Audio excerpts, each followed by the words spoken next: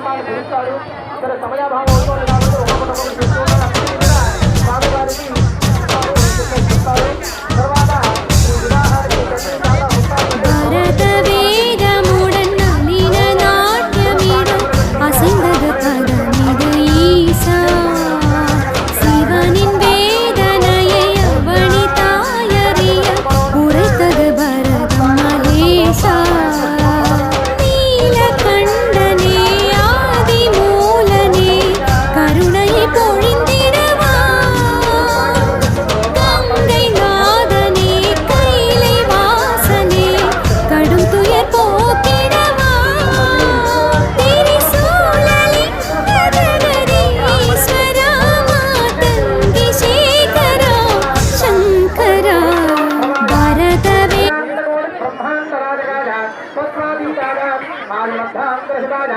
సంగమేశ్వర గ్రామ నివాసినే శ్రీ సంగమేశ్వర స్వామి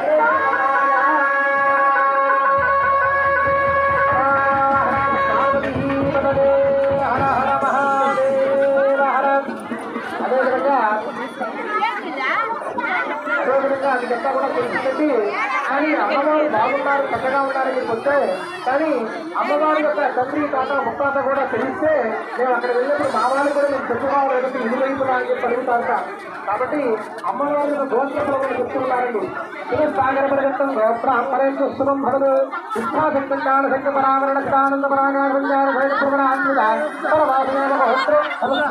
త్రికూట పర్వత మహారాజ పరమణోనత్రి సాగరపరిగతం గోబ్రాహ్మణే భవదు విశ్వాసంగాన సంగపరామరణ ప్రవరాత్మద పరమాసమైన గోత్రం సమస్య మహారాజవర్మణ పుత్రీ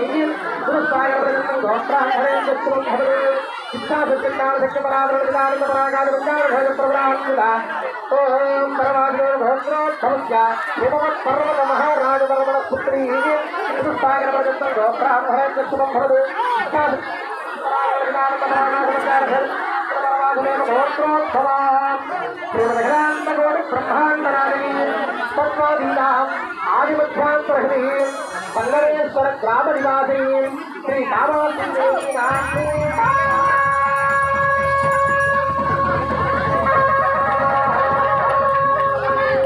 హర హర మహాదేవ హర. తర్వాత ఇరువైపులా కూడా ఒకరికి ఒకరు ఈ సంబంధం కుదిరింది. 7 తరాలు 7 తరాలు చూడాలంటారు కాబట్టి అవన్నీ కూడా చూసి స్వామివారికి సాక్షాత్తు అమ్మవారు